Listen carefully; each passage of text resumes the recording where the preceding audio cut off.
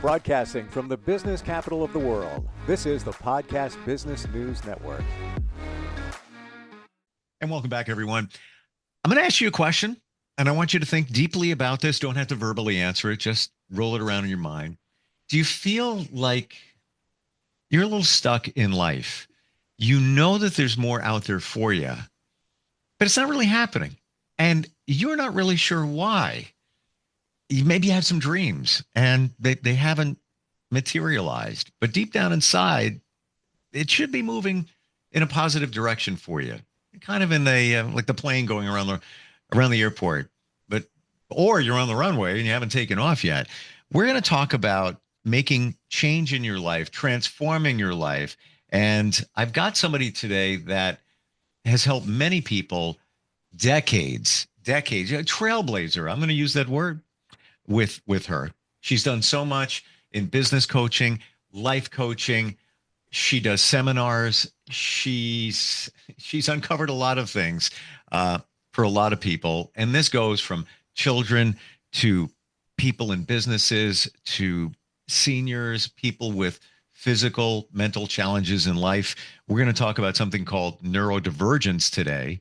That's going to kind of connect the dots for you. So gratified, so wonderful to have Dr. Joanne White join us here today on the program. How are you doing? I'm doing great, Stephen. It's a pleasure and an honor to be here. Thank you. I have to say that about you. Forget about me. You have you've international #1 best-selling, award-winning author, speaker, consultant. You have dedicated your life. Your purpose is to help people figure things out with this thing we have called the mind, and why things may not be moving forward for them in life. I feel I'm gratified, at least in my circles and just observing, that more and more people are finally realizing things in life, maybe getting a little more spiritual. I'm not talking about religion necessarily, but just getting a little deeper in the last couple of years or so. Are you detecting that in people that you work with? And are you finding that people are, maybe it's a product of COVID, I don't know, an after effect of it, that people are kind of stuck in life? Are you hearing that? Both, actually, yes. I mean, people are searching for answers and sometimes going within and finding those answers on a spiritual level, not necessarily religion, helps the healing process and helps us feel comfortable within ourselves and comfortable within our world, really.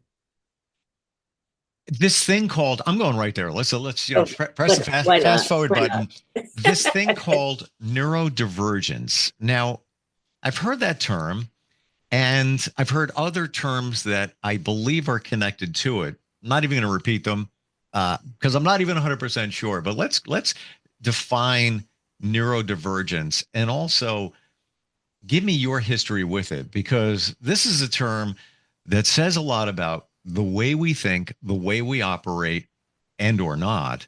Uh, and back when a number of years ago, when you brought this to light, it's my understanding that a lot of people weren't on the train with you. You were kind of riding solo. Tell us about that part of your life, and what is neurodivergence? Okay, firstly, neurodivergence, you described it.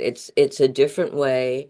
People have different minds, okay, and different ways of seeing things, processing information. My mind works very differently from most people. And so it's about, and neurodivergence is really a new terminology. We haven't utilized that in years. When I was growing up and when I was in grade school and learning how to write, I inadvertently wrote what's backwards.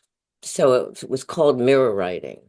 And my teachers didn't really understand it. And I got a lot of flack for it because I thought it was perfectly natural. I didn't know there was any differentiation. And I was told that I wasn't going to amount to anything, I wouldn't be able to do anything. And what's interesting is that when we hear that from external sources, whether it's family, whether it's people and other kids, whether it's professionals, oftentimes we internalize that and we take that inside, which is what I did. Hmm. So I didn't feel worthy for many years, and I would have that stopping that sentence in my brain that would say, Joanne, you can't do anything. You can't do this. You can't do that. You can't. And it was really immobilizing, Steve. And I had to figure out ways to get past it and believe in myself.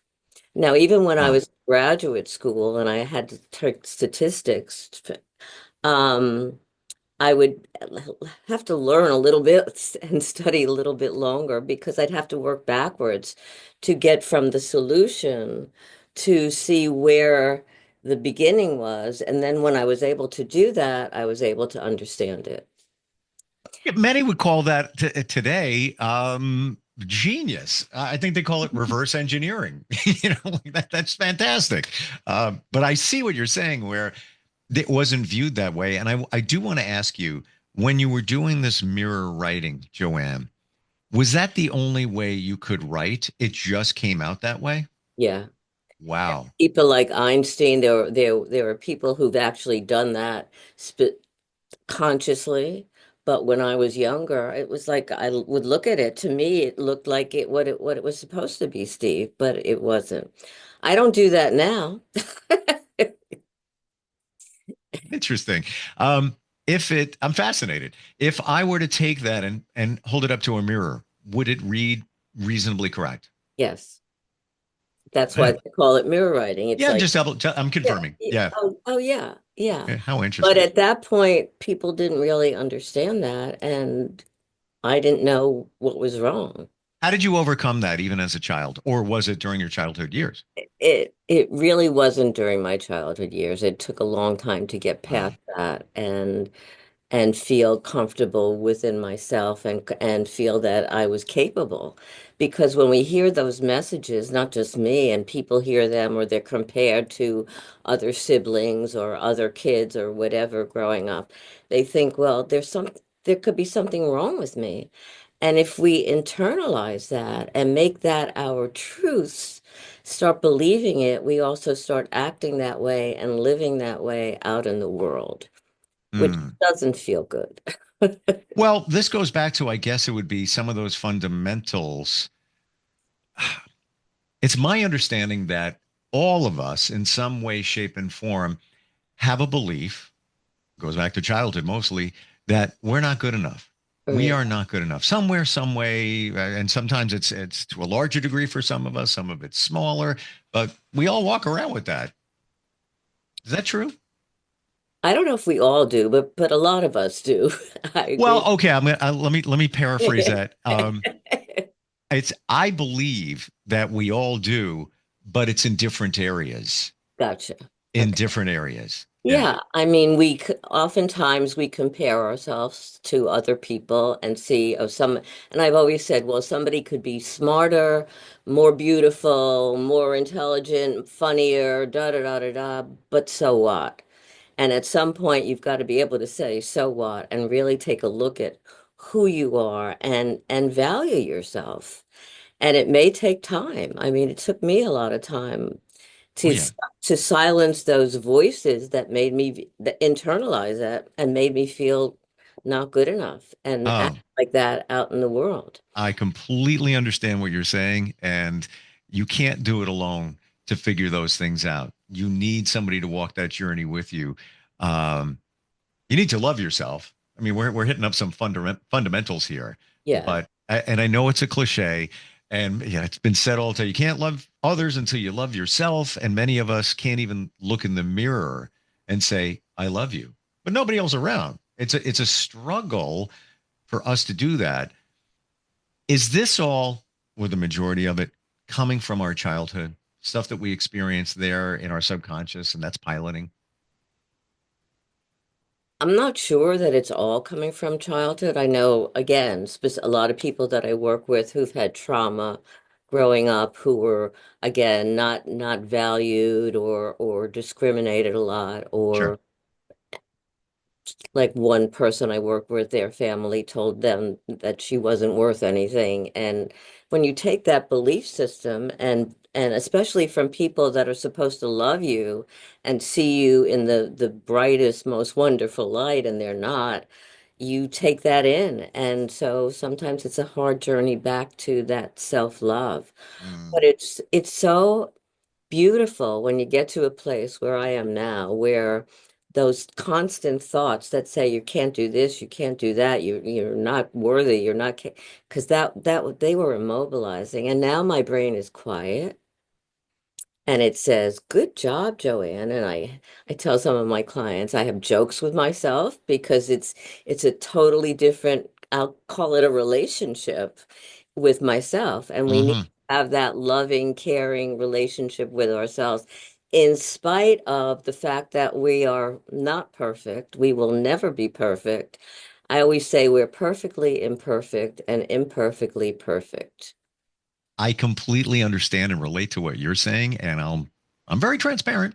I will tell you that I only figured that out in the past 4 years or so. Why is that? Did the work, as they say, did the work. Right. And what you're saying, I mean, I get flashes in my mind. You know, we all had things during our childhood. Not that mine was, horrible or anything, but, Right. stuff. And I always wanted to be a cartoonist and I wanted to do radio. And I'll never forget 11th grade being in an art class, Ms. Meyer, very talented woman, wouldn't forget it. I'm doing this big painting. And it's a autumn scene of a wood barn with the wheatgrass that leads your eye up to it. And I was just not, the sky wasn't coming out right. And she comes walking around like she does every student. And I was like, Miss Meyer, the sky's not coming out right. Can you help me out with that? Takes the brush, look great. No, she painted the sky on my painting. It looked great. And with her coffee breath, I'm from New York, so it's the coffee breath. I'm from New York too, Oh, there you go. And she originally. she says to me, "You know what you are? You are an underachiever." Hmm. And I never forgot that. The following year, I was voted class artist, so I got a check mark there. But that the same year, my cartoons were featured in a um, library, and the newspaper did an article on it. And I have it, the clipping on my wall in the office over there. And the quote is 17 years old. I am a perfectionist. And I rode that perfectionist train for the Oh, rest of my life up until about 5 years ago, where it's like, I let it go. I just let it go. But right. That's hard because I've worked with people who are perfectionists. We've had to shift that because it's so limiting when you're seeing yourself in that light. No matter what you've done, you don't yeah, look at the accolades, the ways, the ch achievements that you've had because totally. you're not where you want to be. And but it's amazing when you can let that go. I'm working with a few people now, and it's like, wow, look what I have done instead of what's wrong with me? I can't even get to where I want to be. And that's really so important. Mm. Tell me about this thing called neurodivergence, and or does it have other titles that we may have heard as well? And what's going on in our minds? Okay. And again, I don't know that it's always about our minds, but that's a big piece of it. Sure. So we act, we behave, we think differently.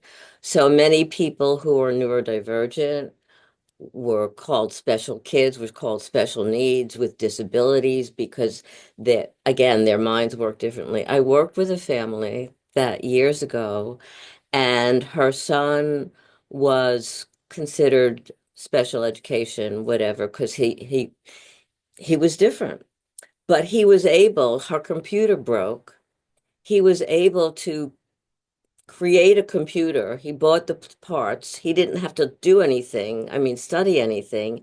And he was able to put things together. I worked with somebody else, this kid who had a fantastic, incredible memory and was able to find all kinds of complicated things in terms of he'll see something and was able to get back to that direction no matter what. I'm very poor at directions in terms of driving.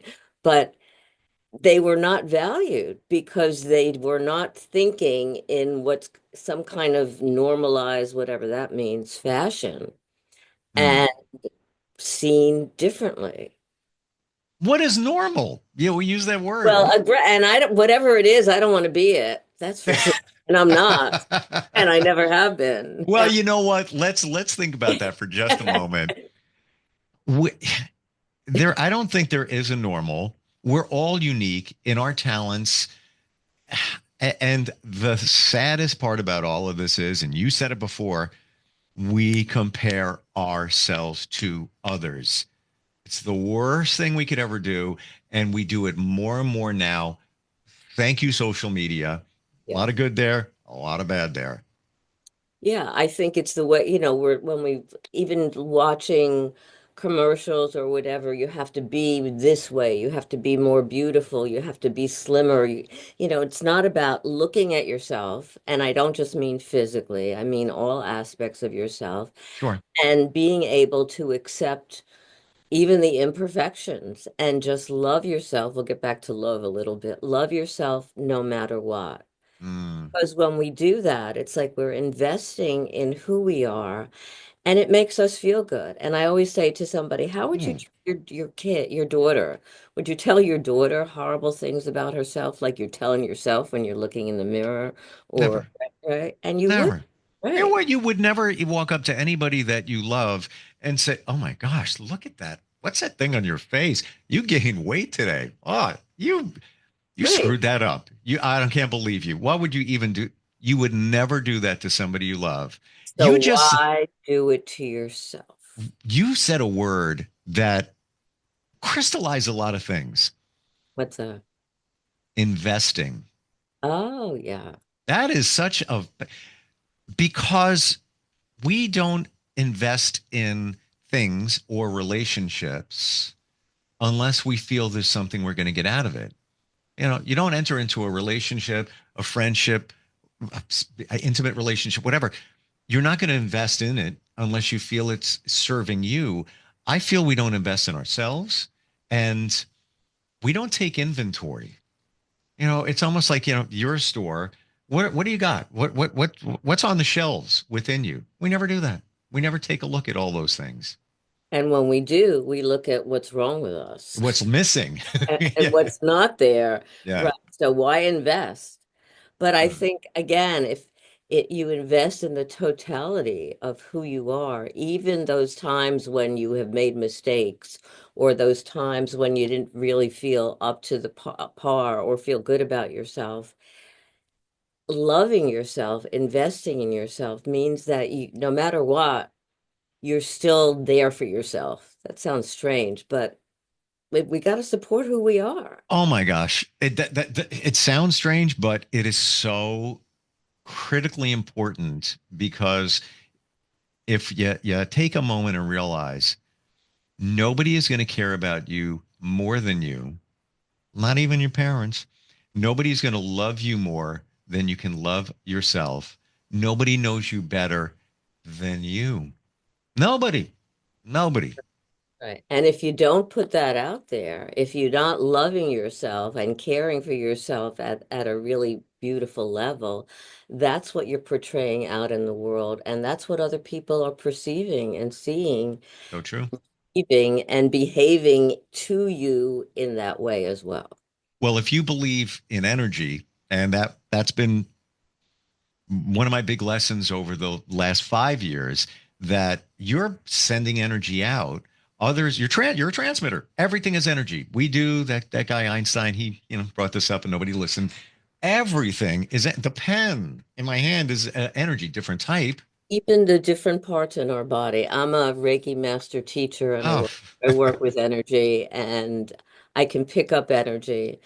I did. So By the way, I didn't know that, but I knew that because I've kind of trained myself to pick up on things and empathy too. Like I receive it, I feel it, and explain it better than I can. What's going on there? What we're transmitting? We're sending signals out. yeah, and we're doing it oftentimes unconsciously. Right. So it's about thinking too, what are you sending out into the world? What are you sending out to your kids, to your partner, to your friend, whatever it is, because it's very powerful. I remember one time, and I used to live in Philadelphia for a while, walking through the street. I was in a great mood, And suddenly I'm crying and I'm thinking, I don't get it. I mean, and I started to understand and realize that I could pick up emotions, thoughts, feelings, sicknesses, and I've had to, and I teach other people how Mm, to not, who are empaths, and how to not pick that stuff up. yeah. Um, I got you.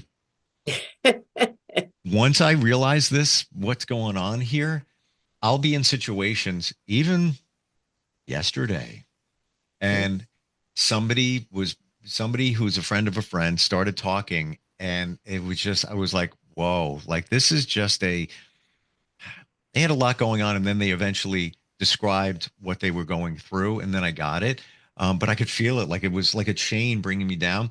And I want to share because this was an epiphany for me. In the last year, I took a strength assessment test. Trying to think of which one it was. There's a couple of them out there.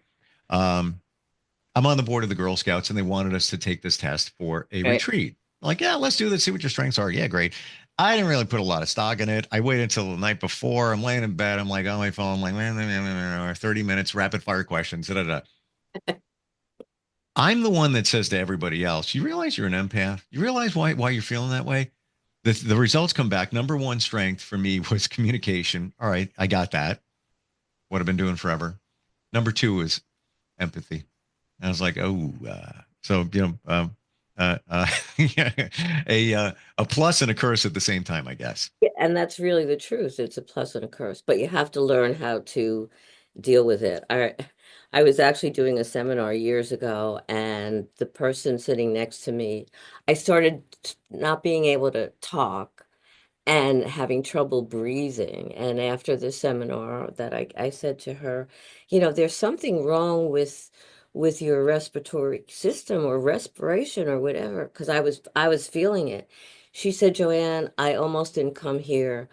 I was having so much difficulty with my breath and whatever, and I was picking it up and I was feeling it and internalizing it. Not, and she wasn't doing it, it was her asthma, but she wasn't doing it, Steve, intentionally to send that out. It was just who she was. And she probably wasn't even showing signs of it. You were just getting it. Right. Wow. Wow. Um, So that's not the way to help people, by the way. I always say you're not helping somebody if you're taking it on, and you're not helping yourself. You're just putting yourself in a difficult situation. yeah. Well, compromising yourself with a positive intent, but a lot of us don't realize what's going on there. Gotta tell you, Joanne, you run deep in a fabulous way. Had no idea. I did. I know a lot about you, but I didn't know about the energy aspect of you. And what a 360 approach to helping people in terms of what you do. Well, it's wonderful and it's a gift that I've had to learn really, I guess, in a lot of different ways to be able to work with it. And when I work with people, if I'm doing it one-on-one, I can actually do energy work and do coaching, do counseling, do hypnotherapy, do, whatever. It's Wow. great to be able to combine them because I think it really serves. And I believe I'm here to serve. So, They say the life purpose. You there it is. I mean, there's no denying. And hypnotherapy, I'll share in 10 seconds. That was my game changer.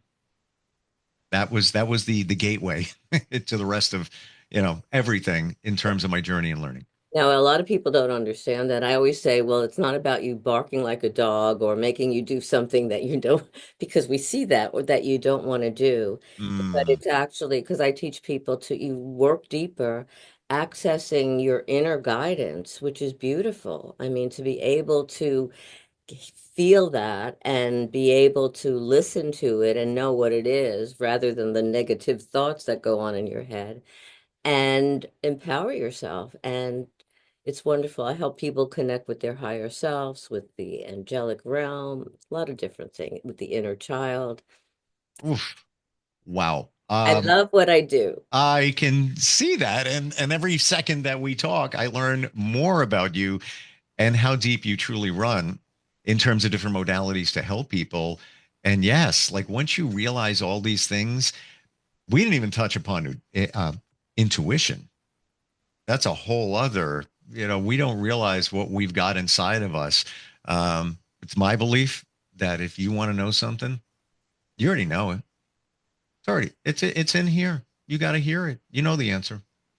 And you know, we're all capable of that. I Yeah. teach people how to get in touch with their intuition and their intuitive sense. And the answers can be everywhere and anywhere. You know, I could ask a question and get the answer on a on a truck, which happened to me once, or in a book, or on a Hmm. TV, you know, or somebody calling or whatever it is. And it's Yeah. wonderful to be able, but people don't know that most people don't know that they have that and that they could tap into it and that they could trust it. And Mm. the trust part is important. But We, I always say if we're talking, okay, and if you call me or I call you and you never answer the phone or I never answer the phone, do you continue? No, you stop. So intuition kind of works the same way. If you're not going to pay attention to it, why wow. bother? Wow. Yes. And once you walk through the intuition door, so to speak, it's amazing what keeps coming your way. And I could go back 25, 30 years and think of moments in my life where I ignored my intuition and it was radically wrong. And I knew it. And I intentionally went against it. A lot of people do that. And why? Who knows? I have a great little story. I remember one day a few years ago, it was late at night, and my intuition said, go to the store. And I'm thinking, why? I don't need to go to the store. I have everything I need, but I have learned to follow my intuition. So I go out, I go to the store, which is, and I pick up something. And as I drive back home, it's a four-lane highway, and there, right in front of the road that I would, is a dog lying in the road. Okay. So if I would have gone forward, Steve, I would have hit it. That's not who I am. So I honk my horn like a crazy person. Who's gonna come after me if so, and I stop the car and I get out and I go to the dog and I'm doing energy work and Mm. somebody comes over and says, "Oh, I was going to come, but I was afraid to park." So a policeman comes and says, "Did you hit the dog?" I said, "No." Somebody else comes. Basically we saved the dog. Wow. And that was what my intuition was telling me, what that why I had to get out, get into the car and help this dog live. Mm. Wow. Um, I get it. Yeah. I'm getting bumps. I mean, I understand it. So much to talk about. We are out of time. I Oh, could just keep going and going. This is amazing. You truly have a lot that you offer. And initially, when they told me I'm talking with Dr. Joanne White, did a little research. All right, she's a coach. She does a lot to help people. She's been doing this for decades. I know you run that deep in terms of spiritualism, energy, Reiki, hypnotherapy. Wow. Wow. How do we connect with you, even starting a conversation if somebody's looking to make a change and just kind of figure this stuff out? okay. So I have a website, drjoannewhite.com, and I actually do short little sessions for free to just introduce myself. People can email me. I'll give you the short version. Joanne at DOCWHITE. My earring just fell off .org. Joanne at docwhite.org. And I'll give you a phone number. But I'm also on social media, LinkedIn, Facebook, Mm, Twitter, Instagram. So, and I love helping people. That's like I said, I'm here to serve. yeah. And you have I so don't many know about ways. this background. Now I got to talk to the background when we get off the phone. But I'll bet you if you want to go deep here, and for those who think we're woo woo, you can leave the room now. It's okay. Um, I'll bet you there's a reason your earring fell off, and we'll figure that out at some point. I'm just saying. I'm just saying. okay, Just throwing out I there. love it. It doesn't always happen, but whatever. Thank you so much for today. Truly looking forward next time we get together. Thank you so much, Steve. You're Thank amazing. you. Thank Oh, you. you're fantastic. And guess what? Thank you for not being normal. Hey, let's celebrate it, right? I know It's exactly. about time. There is no normal. All right. Be well. We'll catch up soon. Thank you. Take Thank care. you. We'll be right back.